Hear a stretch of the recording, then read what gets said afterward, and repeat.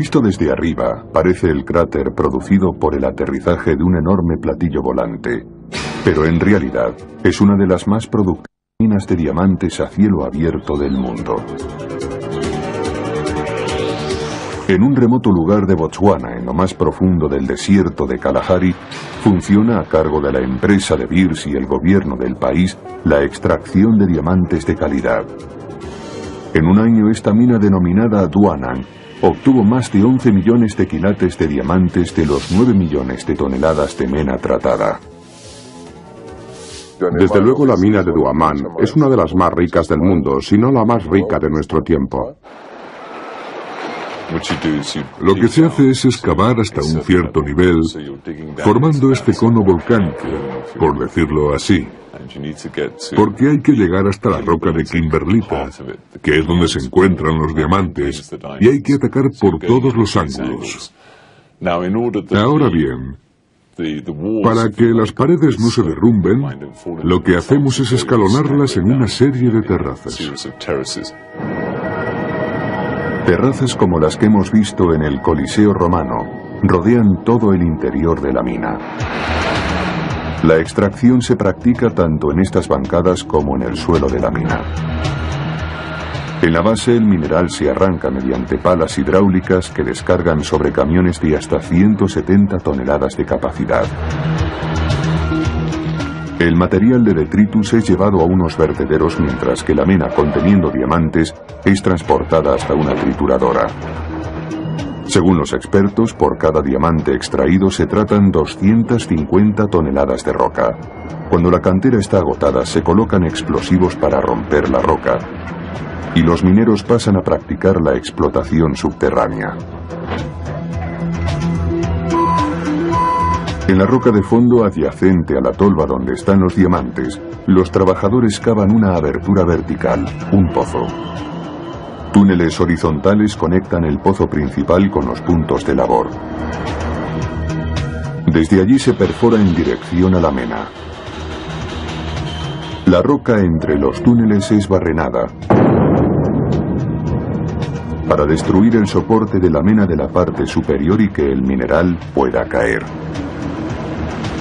Ahora los trozos de roca son más pequeños y son llevados desde el túnel hasta el nivel de producción. Aquí se rompe la roca y se transporta a trituradoras subterráneas antes de ser llevada a la superficie. Las cintas transportadoras fueron utilizadas por primera vez en los años 20 para sacar el mineral al exterior. La primera parada es en la planta principal de tratamiento, donde la mena triturada es lavada y cribada. A continuación, el concentrado va a un edificio llamado acuario. Las 3 torres del edificio constan de un piso para la selección, otro para la recuperación de los diamantes y el tercero es una gran planta conteniendo ácido. A partir de este punto la mena es transportada en contenedores sellados. La regla aquí es: lo que no se puede ver, no se puede robar. El principio en que nos hemos basado es la separación de los trabajadores, una separación física, apartando a los hombres del lugar donde hay una elevada concentración de diamantes. Nuestro proceso es de no intervención personal. Las ventajas del automatismo están demostradas. Mediante equipos de alta tecnología, los diamantes en bruto son automáticamente seleccionados, limpiados, calibrados, pesados y empaquetados. Todo el proceso está controlado por cámaras ocultas. En esta sala de control se sigue la pista del mineral por ordenador y se cuida de la seguridad. Se puede ver qué puertas se han abierto, en qué momento y por cuánto tiempo. Los empleados son fotografiados cada vez que pasan por un área de seguridad. En las zonas de alto riesgo donde alguien podría tragarse un diamante también han de pasar por rayos X.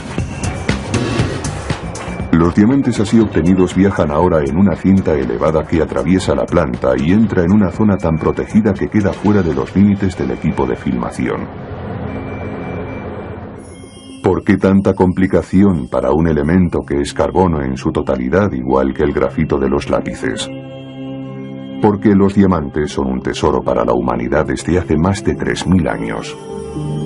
Y porque cada año se venden diamantes en bruto por valor de $7.000 millones, lo que se traduce en 50.000 millones de dólares de valor en joyería. Pero de los millones de diamantes que se compran cada año, pocos son los nuevos propietarios que conocen su historia real. Los diamantes se forman a una temperatura y una presión extremadamente altas, y el único sitio de la Tierra en que se pueden encontrar es a gran profundidad, unos 160 kilómetros debajo de la superficie. Ahí es donde los átomos de carbono se unen lentamente, formando cristales de gran tamaño.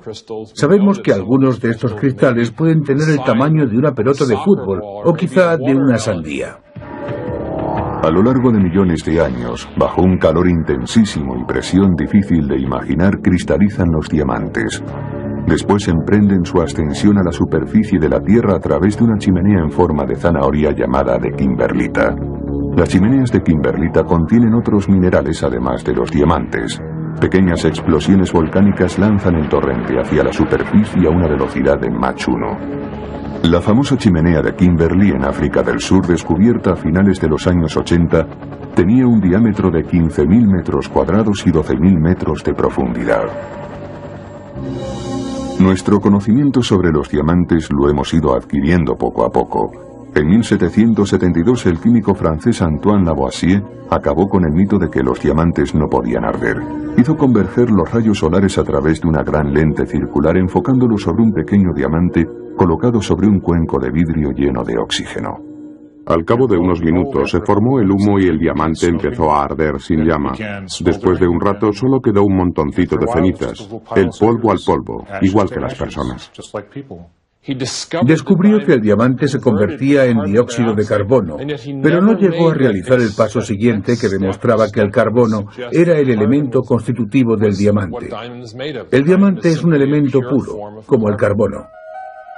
El descubrimiento de la composición del diamante corresponde al químico británico Smithson Tennant a comienzos del siglo XIX. En una mano cogió una cantidad ya medida de diamantes y en la otra mano la misma medida de grafito o carboncillo. Quemó los dos montones de la misma forma que lo había hecho Lavoisier y demostró que en cada caso se producía exactamente la misma cantidad de dióxido de carbono.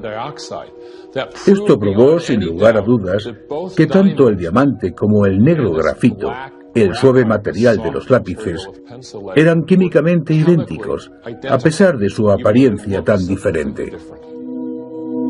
La fecha de nacimiento de un diamante fue un misterio hasta la década de 1880 porque, pasada cierta fecha, el carbono ya no puede ser datado. Pero los científicos aprendieron a datar los restos minerales encontrados dentro de la piedra. Se descubrió que los diamantes eran mucho más antiguos que la kimberlita donde se alojaban. La kimberlita es solo el huésped de los diamantes, el vehículo utilizado para ascender a la superficie de la Tierra. Con 3.300 millones de años, los diamantes son casi tan antiguos como la misma Tierra. En la India, los primeros mineros del diamante en el siglo IV a.C. solo veían algo que brillaba. Los hombres que extraían grava del río Krishna en el sur de la India creían que los diamantes nacían en la arena. Pasada la estación lluviosa, la gente bajaba en tropel a los bancos del río para cribar la arena o el material que fuera en busca de diamantes. Se creía que el diamante en bruto, que tiene el aspecto de un trozo de vidrio sucio, tenía propiedades mágicas. Estas recorrían toda la gama, desde resucitar a animales muertos, decirte si tu pareja cometía adulterio, hacer invisible al que lo llevase, dar ánimos, apagar incendios, cualquier cosa que se pueda uno imaginar.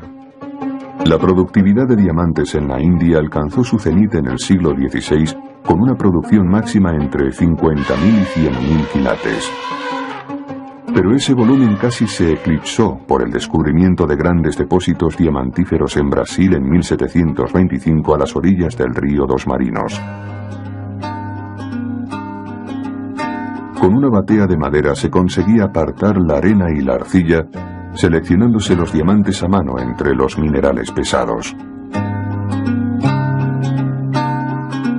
Se ha calculado que entre 1730 y 1822, Brasil produjo diamantes por valor de casi 3 millones de quilates.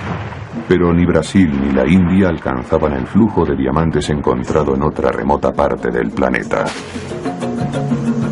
La carrera por los diamantes de Sudáfrica. En 1866, la fiebre despertada por los diamantes de Sudáfrica estaba en la portada de todos los periódicos. Comenzó cuando Aramis Jacobs, a sus 15 años, encontró una piedra traslúcida en la granja de su padre en la orilla meridional del río Orange. La piedra era un diamante de 21 quilates. Todo el mundo quería ir a Sudáfrica, pero los transportes no eran buenos en aquel tiempo y tardaban 3 o 4 meses en llegar. En un año, una enfebrecida mezcla de veteranos de la guerra civil, europeos del este y del oeste y canadienses, doblaron el Cabo de Buena Esperanza en busca de diamantes. Los peones negros tenían que hacer el trabajo sucio, aunque también los blancos tenían que bregar. Todo el mundo trabajaba bajo el sol, con las moscas alrededor y en aguas residuales. Los diamantes se lavaban a mano entre las piedras de aluvión del río. Al cabo de un tiempo la gente empezó a desplazarse hacia el campo, lejos de los ríos, con la esperanza de encontrar también allí diamantes. Y los encontraron. En 1869 nació la práctica de la excavación en seco para buscar diamantes. Estas imágenes fueron filmadas en 1917 por Thomas Edison en Kimberley, África del Sur. Cuanta más profundidad se alcanzaba, más claro se veía que los diamantes salían de la tierra, no llegaban allí desde los ríos. Quizá fuera la roca madre. A 32 kilómetros hacia el norte había una granja propiedad de unos holandeses de nombre De Beers. En esa propiedad los mineros encontraron diamantes en bruto de un tamaño como nunca antes se había visto.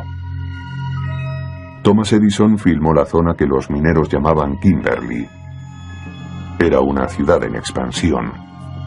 Un inglés de 17 años y delicada salud, pero muy ambicioso, atendió la llamada de su hermano mayor y viajó a Kimberley. Su nombre era Cecil Rhodes. Cecil Rhodes es recordado como dos personas en una. Por una parte era un gran aventurero. Fue muy activo ampliando los territorios del Imperio Británico de su tiempo. Pero también se le recordará como un gran empresario. Y un hombre empeñado en no ser minero. Era muy peligroso. Murió mucha gente. Hay testimonios de enormes rocas que caían montaña abajo sepultando a los mineros. Hubo hombres que cuando bajaron a trabajar a un pozo, encontraron allí los cuerpos sin vida de otros mineros. Eran miles los individuos que trabajaban en la excavación. Había mucho caos. Imagínese usted algo parecido a la fiebre del oro. Aquella era una auténtica ciudad del salvaje oeste. Y para hacerlo aún más peligroso, solo faltaba la dinamita que empezó a usarse en la minería en 1900. El territorio estaba dividido en prospecciones de 10,3 metros cuadrados, separadas entre sí por carreteras. Se dice que fue la mayor excavación manual de la historia de la humanidad, incluyendo Babilonia y Egipto. Esos cientos de metros constituían un laberinto de filones y la amarillenta tierra de Kimberley empezó a colapsarse. La gente se estaba quedando sin agua y Cecil Rhodes se hizo con el único pozo en 1000 kilómetros a la redonda. Gracias al pozo ganó una fortuna.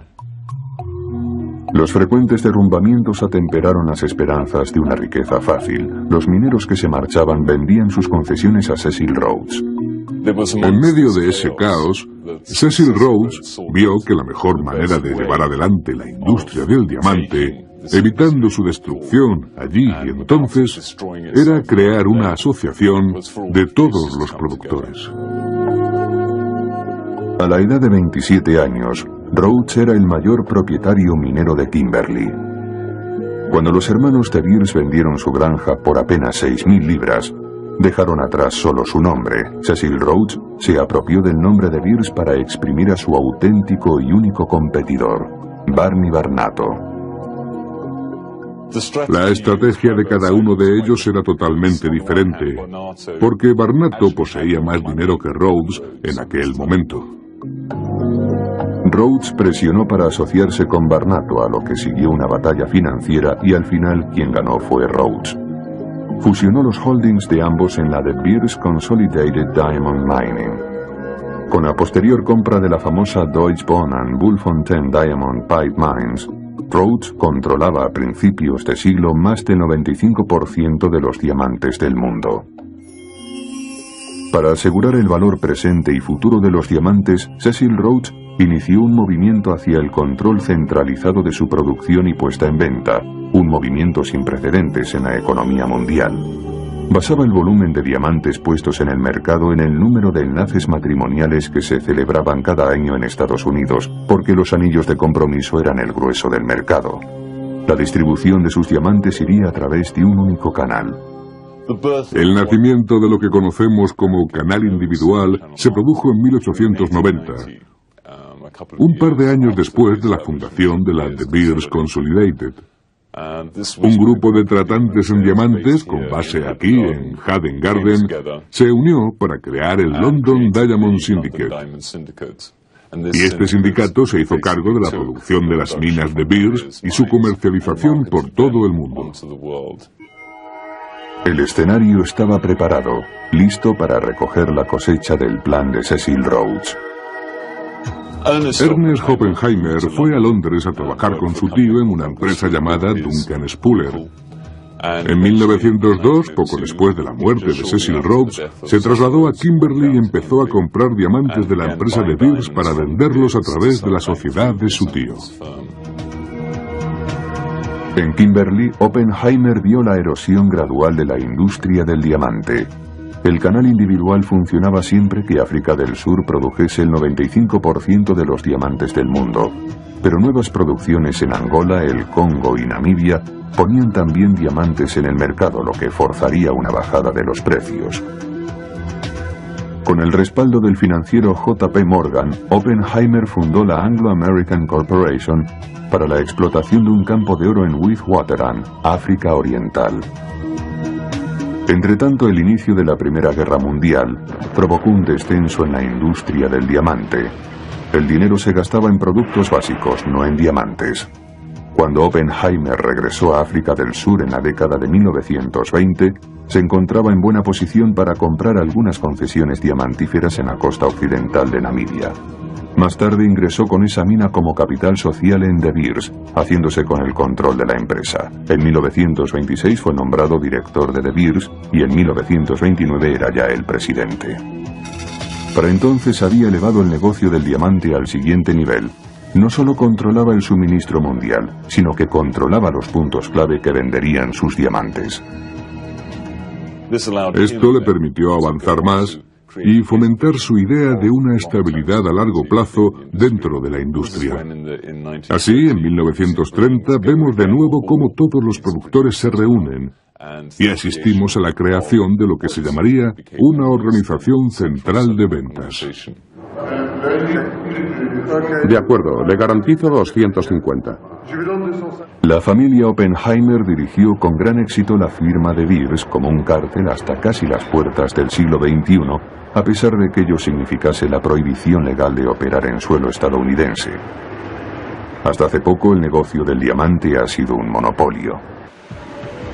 La proliferación de minas fuera del control de De Beers comenzó a romper su dominio sobre la gema más preciada del planeta. Y la primera grieta en el imperio de hielo de De Beers tiene su origen en Rusia. La familia Oppenheimer había controlado el suministro mundial de diamantes durante casi medio siglo hasta la aparición de la Rusia comunista en 1947. En 1954 se encontró en Siberia la primera chimenea de kimberlita. En 1955 se descubrieron dos más, con 10 días de intervalo entre sí. La mina rusa de Akil se convirtió en una de las más ricas del planeta. No por el volumen de producción, sino por el gran porcentaje de diamantes de calidad. Son octaedros perfectos, piedras hermosas y diáfanas. Para llegar a las piedras hay que atravesar un suelo que ha permanecido helado desde la última edad de hielo, desde hace 1.600.000 años hasta hace 10.000 años. En estas condiciones árticas tan extremas, un día de primavera significa 30 grados bajo cero. En estas tierras, la minería supone un modus operandi totalmente nuevo y un reto a la ingeniería. Y la razón es que una vez abierto el permafrost y cuando, por ejemplo, las casas construidas sobre él aportaron calor al ambiente, el suelo y los cimientos corrían el riesgo de ceder peligrosamente. Se trataba pues de mantener el suelo permanentemente helado para que no se hundieran los cimientos de las construcciones levantadas sobre el permafrost. Al llegar al nivel de las minas, el reto fue gigantesco. Envolvieron los pilotes en un material confeccionado a base de agua caliente y con un coste enorme los mantenían siempre a la misma temperatura. Había solo dos alternativas, o mantenerlos calientes o fríos, pero sin variaciones térmicas. La Unión Soviética amenazaba con inundar los mercados con sus diamantes. De Beers se movió con rapidez y compró todo el stock que poseían. Este acuerdo terminó en 1991 tras la caída del Imperio Soviético. Mientras una parte de la producción de diamantes sigue con De Beers, un porcentaje se vende ahora fuera del cártel, debilitando su posición de únicos suministradores fiables de diamantes de calidad. La última entrada en esta industria multibillonaria ha tenido lugar en Canadá. En la década de 1970, un geólogo de la Columbia Británica comenzó a recoger muestras en la tundra del noroeste de Canadá. Los escépticos lo tildaron de loco, pero Chuck Fipke era un auténtico Indiana Jones que siguió el rastro de la kimberlita hasta encontrar su nacimiento en el fondo de un lago. En 1985, yo estaba cogiendo muestras justo allí, en esa parte de ahí enfrente. Y cuando llevamos las muestras al laboratorio de Kelowna, vimos que contenían alrededor de 5.000 peridotitas y unos 1.700 dióxidos de cromo, minerales que afloran en la kimberlita diamantífera. Con el dinero que le prestaron amigos, compañeros de clase, Fipke y otro geólogo llamado Stu Bluson, delimitaron con estacas un área poco menor que Rhode Island. Tras años de fracaso y a menudo al borde de la ruina, el tenaz Fipke consiguió el éxito. Ahora asociado con BHP Minerals, una enorme empresa minera, la mina canadiense denominada Acatai produce cerca del 4% de los diamantes del planeta por su peso y el 5% por su valor. Las chimeneas están en el fondo de los lagos y para prepararlos para la extracción se vaciaron de peces y se drenaron. Básicamente se excavó un gran agujero que tiene que ser mayor que la chimenea, como es lógico, porque hay que construir también una carretera de acceso. Utilizando una pala a vapor de 3 pisos de altura se extraen toneladas de mena del antiguo lecho del lago, descargándolos en un enorme camión. Cerca de la planta la mena pasa por una serie de cribas y rodillos y otros equipos que la desmenuzan. Por supuesto no hay que hacer un triturado fino para evitar deshacer los diamantes. En la etapa final, el material diamantífero pasa por un aparato cuyos rayos X descubren la partícula más pequeña que pasa por la cinta transportadora. Los diamantes son fluorescentes, pero no son los únicos en pasar por rayos X. También las personas deben pasar por los rayos X. Y las botas que llevan puestas te colocan tras un aparato que te mira todo el cuerpo para comprobar que no llevas diamantes encima. Los primeros inversores de Fipke y Bluson son ahora millonarios y entre los dos geólogos tienen un patrimonio de $1 billón. Siguen llevando los mismos zapatos y pantalones gastados. Parece que nada les afecta. ¿Dónde pueden encontrarse diamantes? La respuesta obvia es alrededor de una chimenea de kimberlita, pero cuando la chimenea se llena de agua, los diamantes están en los lechos fluviales y en el mar. En 1961 un negociante tejano exploró los bajíos adyacentes a la costa al norte del río Orange, el territorio conocido hoy como Namibia. En 1967 De Beers sustituyó a ese temprano explorador empezando a recoger muestras. En 1970 pudieron ya hacer muestreos de sedimentos acuáticos a una profundidad de 218 metros. Sus trabajos condujeron al descubrimiento de un depósito diamantífero en el Océano Atlántico, en la placa continental central. Los diamantes habían sido llevados al océano por la erosión de la superficie terrestre a lo largo de millones de años. En 10 años, De Beers había conseguido en el Atlántico más de 400.000 quilates de diamantes, trabajando a una profundidad máxima de 170 metros. El primer reto de la minería oceánica es sacar la grava del lecho marino. La grava que guarda los diamantes, es decir, donde estos se concentran, es literalmente succionada, igual que lo haría una aspiradora. Los barcos de Beers son plataformas petrolíferas con un agujero en el centro. Por ahí es por donde actúa el mecanismo de extracción, que baja hasta el lecho marino y extrae la grava, succionándola. La gran ventaja de este barco es que la concentración inicial se hace directamente a bordo, arrojando por la borda el material de desecho, mientras el barco avanza con un movimiento de subida y bajada. Existen dos métodos para succionar la grava del mar. El sistema horizontal, mediante un tractor oruga que deposita la grava en el barco con mangueras flexibles, y el vertical, consistente en un taladro de gran diámetro. Este método sube la grava al barco desde el lecho marino. Se puede retroceder a los agujeros primarios, los agujeros gloriosos, como los llaman, los cuales son irregulares en la base del fondo marino y se recargan después de una fuerte tormenta. Se recargan de diamantes y así, periódicamente, pueden ser vaciados, subiéndose el material a bordo y encontrando cada vez nuevos diamantes en el mismo sitio.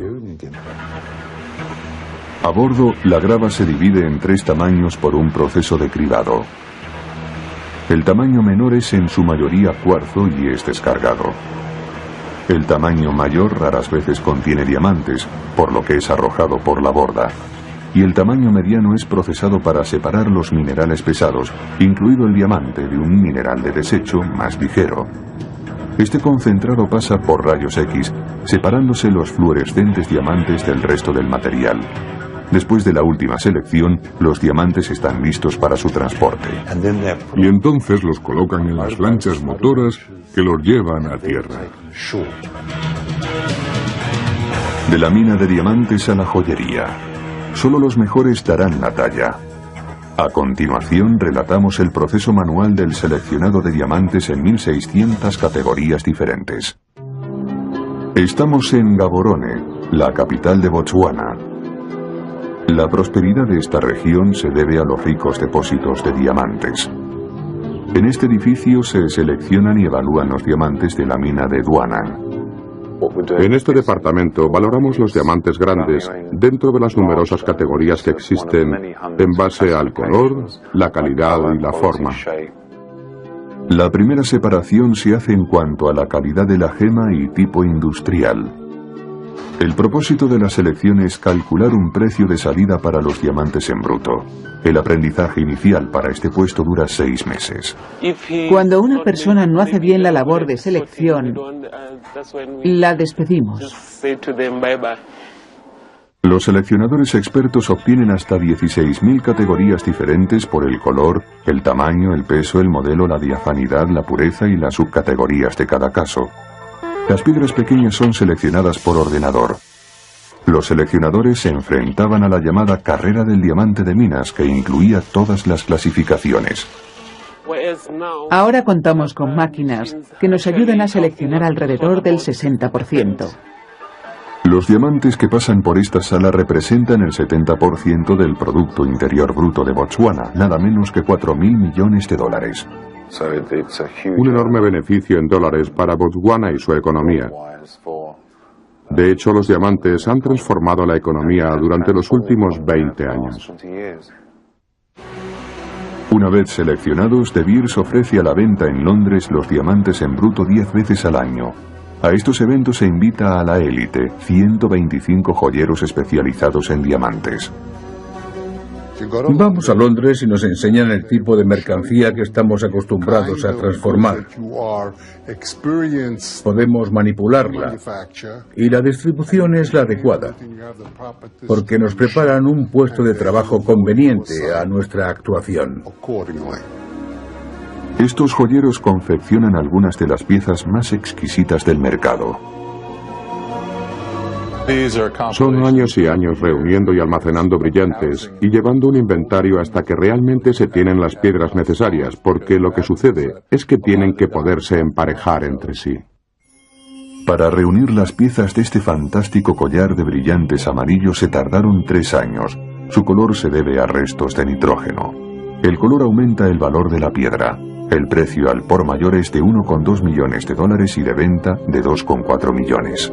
Los clientes son principalmente miembros de la realeza, millonarios árabes o de países emergentes, donde han aparecido personas con elevada capacidad adquisitiva. Las piedras se emparejan por color, nitidez y forma. Esta pieza del centro, que aquí es una tiara, podría también utilizarse para collar. Las piedras tienen forma de pera o redonda, unas más grandes y otras más pequeñas, amarillas y blancas. La mayoría de las piedras de esta tiara son de clase D, perfectas. Estas son de firma. Son como cuadros. Sí, para nosotros son piezas de firma, la gente las reconoce. Hay muy pocas empresas en el mundo que puedan ensamblar algo como esto. La metamorfosis del diamante en bruto a una gema comienza en las expertas manos del especialista.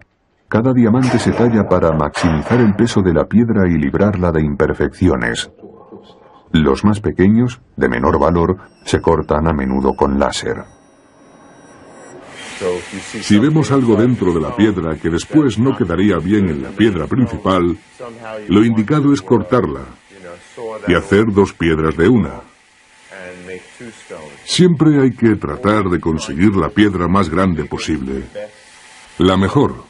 Dejamos a la piedra que nos cuente lo que ella quiere que hagamos en su interior. Los talladores de diamantes necesitan hacer un aprendizaje de 5 años. Harvey Lieberman lo hizo con su padre. Voy a coger esta piedra en bruto, que tiene aproximadamente 8 quilates, y hasta ahora no se ha hecho nada con ella. Lo primero que voy a hacer es labrar una faceta inicial allí donde creo que tiene la mayor superficie, en la parte de arriba, llamada tabla. La fijo con cemento. Así. Donde está el grano de la piedra. Y la pongo en la rueda. La primera patente de una rueda para diamantes data de 1898. La rueda actual es igual que aquella. Para labrar una faceta se requiere algo tan duro como el propio diamante. Los maestros utilizan polvo diamantino. Esto es polvo diamantino suelto. Se puede aplicar con algo de pegamento o aceite de linaza y trabajarlo con otro diamante. Así, una parte de la rueda corta la faceta. Cuando el diamante ha terminado de cortar y tengo ya la faceta terminada, quiero quitar las rayas de la superficie para conseguir un buen pulido, como pueden ver en el certificado que se adjunta. Después, empiezo a pulimentar por aquí. Este polvo de encima de la rueda es mucho más fino y es con este con el que se pule la faceta. Los diamantes tienen granos igual que la madera. Como el diamante es un material bastante diáfano, no siempre es fácil localizar el grano. Como es una superficie natural, viva y muy dura, cuando tiene un mal día y no quiere cortar, lo pasamos francamente mal. Mientras otras etapas de la industria del diamante han cambiado con la tecnología, el arte de la talla sigue estando en manos del maestro. Estoy seguro de que llegará el día en que los ordenadores lo hagan todo y no me necesitarán ya. Pero supongo que para entonces ya no estaré aquí. Bajando la calle de las oficinas de Manhattan de Louis Glick & Company se encuentra el distrito del diamante. Muy por encima de las tiendas de la calle 47 Oeste está el Laboratorio Gemológico Europeo. Aquí los gemólogos aplican una serie de test a los diamantes tallados y pulidos. Al final cada piedra recibe un certificado de autenticidad que incluye las características particulares de cada gema. En un laboratorio gemológico profesional, utilizamos aumentos con zoom binocular para localizar las características externas e internas que determinan el grado de pureza de un brillante. Las características que no se encuentran con 10 aumentos son desechadas. Los brillantes sin impurezas o características externas con 10 aumentos se califican de perfectos y son muy raros. La clasificación del color se hace comparando un brillante desconocido con un juego de piedras maestras, previamente clasificadas según un estándar internacional. Y aquí está la caja negra donde los gemólogos clasifican la fuerza fluorescente y el color de un brillante. Esta máquina científica, el analizador de proporciones y dimensiones Xeron, es otra forma de identificar los brillantes. La máquina funciona mostrando en la pantalla del ordenador una imagen sombreada del brillante, y el ordenador analiza las proporciones desde cientos de ángulos diferentes. Este análisis es interpretado y vertido a una base de datos central, que es de la que se sirve la AEGL USA para extender sus certificados. La relación entre los ángulos, la calidad del pulimentado, la proporción entre las partes superior e inferior del brillante, el tamaño de la tabla comparado con la anchura y muchos otros factores determinan la calidad de la talla. De los 4 parámetros, peso en quilates, pureza, color y calidad de la talla, el máximo valor puede ser aportado por la forma en que el diamante ha sido tallado. Hay un método relativamente nuevo para identificar un brillante, mediante la inscripción. Lo que vemos ahora es una tipificación técnica de ciertas características que se graban con un láser especial en la arista, el pequeño borde del brillante. Las letras son diminutas, inapreciables a simple vista. La máquina es capaz de grabar cualquier cosa. Podemos reproducir logotipos de empresas, logotipos corporativos, enseñas personales, timbres heráldicos. Por motivos de seguridad, algunos joyeros solicitan el número de la seguridad social. Los amantes, palabras de cariño. El láser opera en la región ultravioleta del espectro, lo que significa que la piedra no se quema. Es un proceso totalmente inocuo. Podríamos grabar sobre un pelo humano. Hemos elegido grabar nuestro nombre en este brillante de 5 quilates. Una piedra como esta se vende al detallista por unos $93.000. Pero, ¿qué sucede si este brillante ha sido confeccionado por una máquina? Veamos ahora brillantes confeccionados por el hombre. Desde que Smithson Tennant descubrió el secreto de que el diamante es una variedad del carbono, los científicos lo han intentado todo por hacer diamantes a partir del grafito. Al cabo de 150 años lo han conseguido. Para fabricar diamantes, los científicos tienen que imitar en el laboratorio las condiciones adecuadas. La elevada temperatura no es demasiado difícil. Sabemos que con fuego o haciendo pasar la electricidad a través del material adecuado se pueden conseguir miles de grados. Pero también hay que tener una presión muy alta, una presión equivalente a una columna de roca de 150 kilómetros. Ferdinand Moissan, un químico francés que en 1884 se interesó por el flúor, dedicó su atención en 1892 al desarrollo de un horno eléctrico. En un experimento con carbono, Moissan afirmó en 1893 haber sintetizado diamantes en su horno, trabajo por el que ganó el premio Nobel. Al final del proceso encontró esos cristales resplandecientes y facetados que se parecían mucho a los diamantes. Entonces Moissan dijo: he fabricado diamantes, y como había ganado el premio Nobel, todo el mundo le creyó. Lo que en realidad obtuvo Moissan fue carburo de silicio, ahora llamado moissanita. Hoy en día la moissanita se comercializa como gema sintética por su parecido con el diamante, pero se vende a 1/10 parte de su precio. En 1913, William y Lawrence Bragg, un equipo compuesto por 2 ingleses, padre e hijo, utilizaron la nueva tecnología cristalográfica de rayos X para determinar la estructura atómica del diamante. Sirviéndose de estos conocimientos, un profesor de física de Harvard empezó a trabajar con todos los elementos disponibles, desde agua hasta cera, poniéndolos bajo una tremenda presión. Tomó alcohol, gasolina, trituraba y conseguía producir todo tipo de materiales nuevos. Eso fue lo que hizo Percy Bridgman. Lo hizo mejor que nadie y se pasó 4 décadas investigando sobre ello. Percy Bridgman no consiguió fabricar diamantes, pero abrió el camino para otros investigadores. Después de la Segunda Guerra Mundial, la generación que había construido la bomba atómica formó un equipo en la General Electric para hacer diamantes sintéticos de una vez por todas. El proyecto se llamó Superpresión. Del equipo de la General Electric destacaron sobre todo 4 científicos.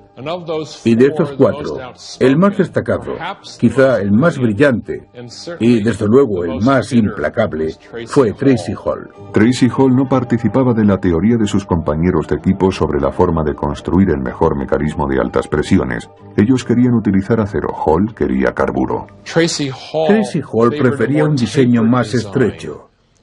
Un diseño llamado cinturón, en el que un aparato circular mantiene la muestra en su lugar mientras 2 pistones la aprietan al mismo tiempo. En el equipo, Herb Strong era el mayor rival de Tracy Hall. En diciembre de 1954, Strong se adelantó a sus compañeros asegurando que había fabricado 2 pequeños diamantes. Pero cuando fueron analizados, se vio que esos pequeños fragmentos no habían sido fabricados por el hombre, sino que eran diminutos diamantes de una mina. Aquel mismo diciembre, Tracy Hall, con su mecanismo de cinturón y los mismos principios químicos desarrollados por Herb Strong y otros, lo consiguió. Obtuvo diminutos diamantes que iniciaron esta carrera experimental. Fue la primera vez que el ser humano lo había conseguido y ahora se podrían fabricar.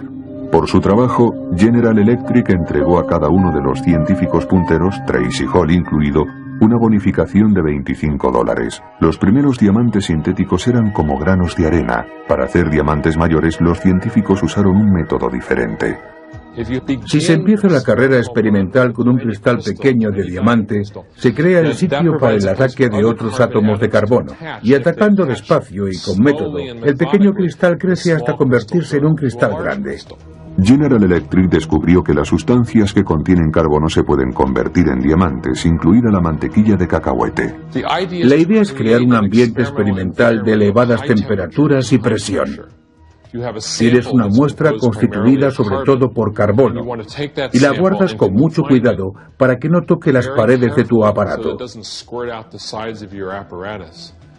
Ahora la comprimes utilizando piezas de acero o carburo o incluso otros diamantes en algunos casos.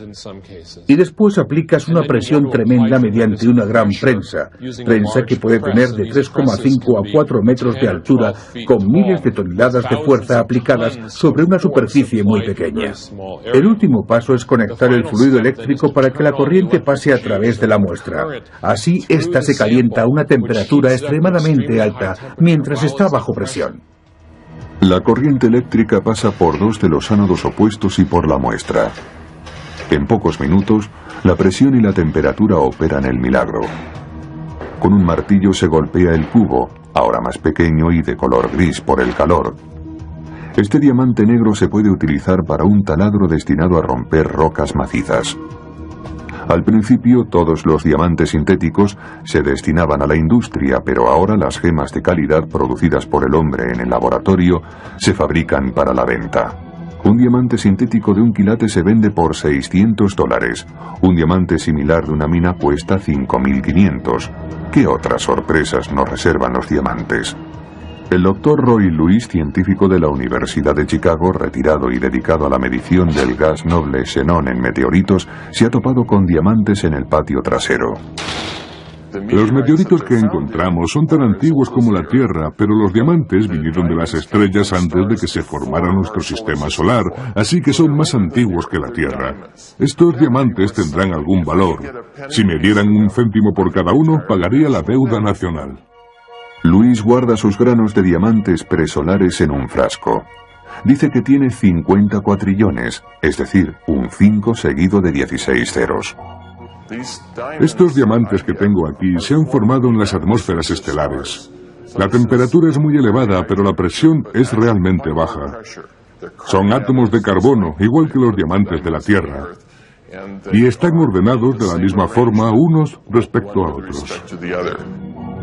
Los llamados nanodiamantes son tan diminutos que es imposible medirlos individualmente. Todos los diamantes se encuentran en la materia de color gris oscuro que está entre cada pieza individual que podemos ver aquí. Pero si arrojas esto a un gran cubo de ácido clorhídrico, la mayor parte se disuelve. Clasificando por tamaño se termina teniendo diamantes. Esta fotografía de diamantes agregados parece un mar de aguas negras. Cada mota negra es un diamante. Y probablemente son diamantes derramados. Así los llamamos, porque son muchísimos y muy pequeños. Seguro que estoy contaminado de estos diamantes. Bueno, ese es un estado del que pocos se quejarían. No debe extrañarnos el precio que alcanzan, en vista del largo recorrido que han tenido que hacer. Expulsados del interior de la Tierra, cribados entre la arena o succionados del lecho oceánico. Estas piedras son seleccionadas y talladas, esmeriladas y pulidas, hasta la perfección. Son a la vez una herramienta industrial indispensable y la más deseada de las joyas. Nunca dejarán de fascinarnos. Los diamantes.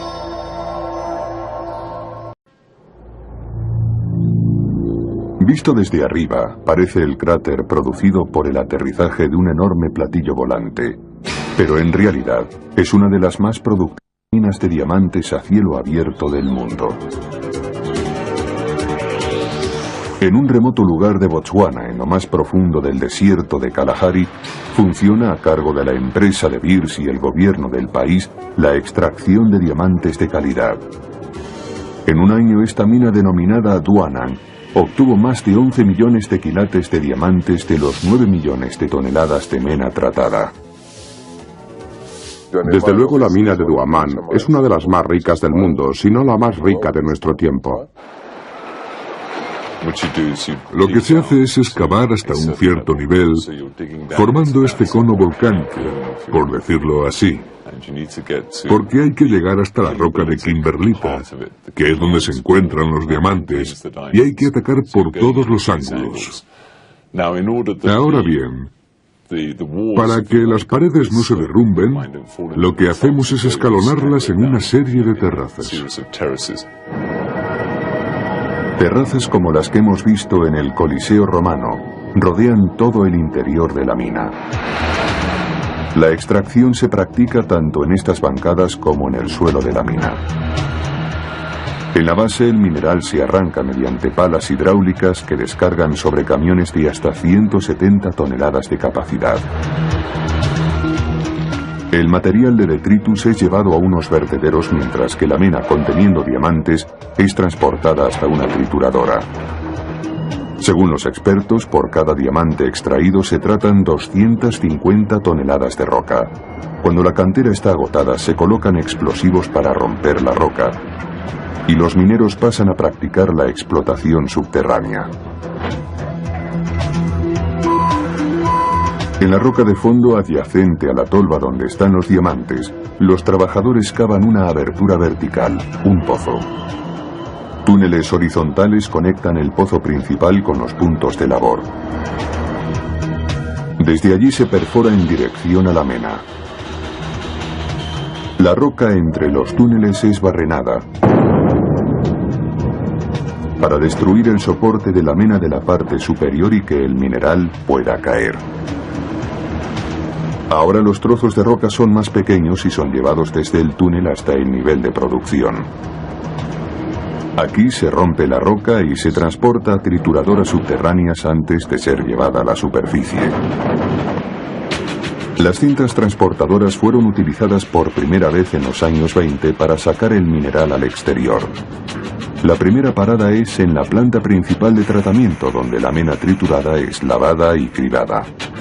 A continuación, el concentrado va a un edificio llamado acuario. Las 3 torres del edificio constan de un piso para la selección, otro para la recuperación de los diamantes y el tercero es una gran planta conteniendo ácido. A partir de este punto la mena es transportada en contenedores sellados. La regla aquí es: lo que no se puede ver, no se puede robar. El principio en que nos hemos basado es la separación de los trabajadores, una separación física, apartando a los hombres del lugar donde hay una elevada concentración de diamantes.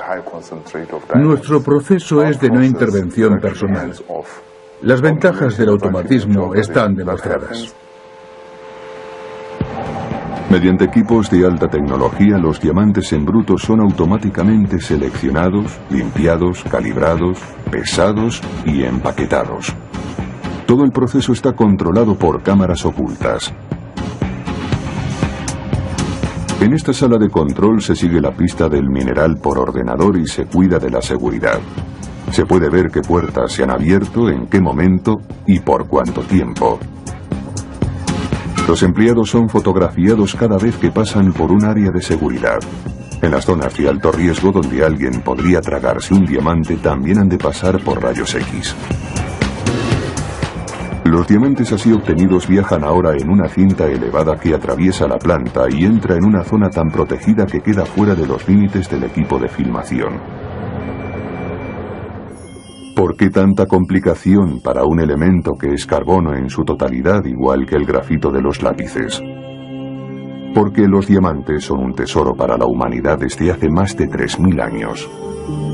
Y porque cada año se venden diamantes en bruto por valor de $7.000 millones, lo que se traduce en $50.000 millones de valor en joyería.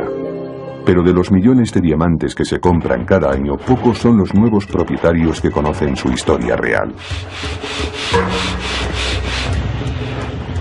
Los diamantes se forman a una temperatura y una presión extremadamente altas. Y el único sitio de la Tierra en que se pueden encontrar es a gran profundidad, unos 160 kilómetros debajo de la superficie. Ahí es donde los átomos de carbono se unen lentamente, formando cristales de gran tamaño. Sabemos que algunos de estos cristales pueden tener el tamaño de una pelota de fútbol, o quizá de una sandía. A lo largo de millones de años, bajo un calor intensísimo y presión difícil de imaginar, cristalizan los diamantes.